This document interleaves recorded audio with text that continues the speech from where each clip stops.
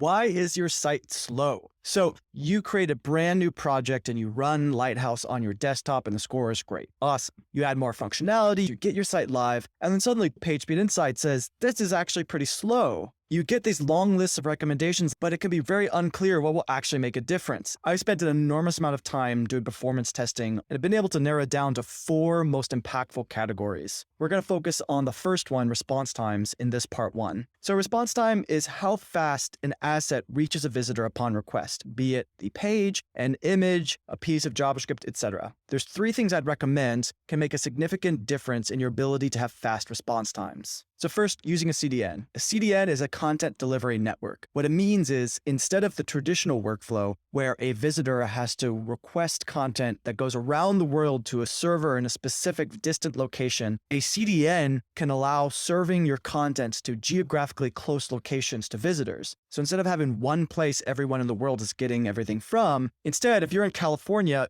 you will receive content from a server close to or in California. If you're in London, you'll get a response close to London. That way, the distance this content has to travel is much shorter, which means you get it faster. The next main thing to leverage is caching. Make sure that every time you ask for a piece of JavaScript or an HTML document, that a server is not having to assemble it on the fly every time. If it's been cached, that means I'll get an immediate reply as a visitor. You could also use newer cache control directives like stale while revalidate that can create a great balance of content freshness and performance, and we'll cover that more in a minute. The next thing to consider is static site generation. So with static site generation, or SSG, you pre-produce all the possible pages or some possible pages of your website. That way, nobody is waiting for a server to construct these on the fly. They've already been generated. Ideally, they're pushed to a CDN. So the minute somebody asks for your homepage, they get it near instantly. This way, the time-consuming effort of constructing the page is done ahead of time, and then it's served immediately. One drawback of SSG is sometimes your pages need to update more frequently. That's where you can use things like incremental static regeneration or standard server-side rendering, but with a slight difference. What you ideally want is always to serve a cached page